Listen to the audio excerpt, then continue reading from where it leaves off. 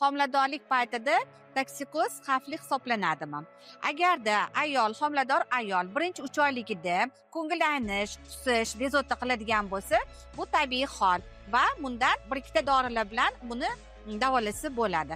Qachon bu xavfli hisoblanadi? Agar homilador ayol bir sutka davomida 10-12 marta qusadigan bo'lsa, qonli qusish bo'ladigan bo'lsa, holsizlik bo'ladigan bo'lsa, loyqasizlik bo'ladigan bo'lsa, unda albatta shifokorga murojaat qilish kerak. Toksikoz qachon o'tib ketadi? Toksikoz asosan homila shakllangandan keyin 3 oydan keyin yo'ldosh shakllana boshladi. O'sha yo'ldosh shakllangandan keyin toksikoz sekin kamayib ketadi. Bitta narsani unutmasligimiz kerak. Agarda qusish, ko'ngil aynish, homiladorlikni katta bosqichlarda bo'ladigan bo'lsa, 20 haftadan keyin bo'ladigan bo'lsa, bu juda ham og'ir oqibatlarga olib kelishi mumkin. O'shaning uchun shunaqa holatlar bo'ladigan bo'lsa, albatta zudlik bilan shifokoringizga murojaat qiling.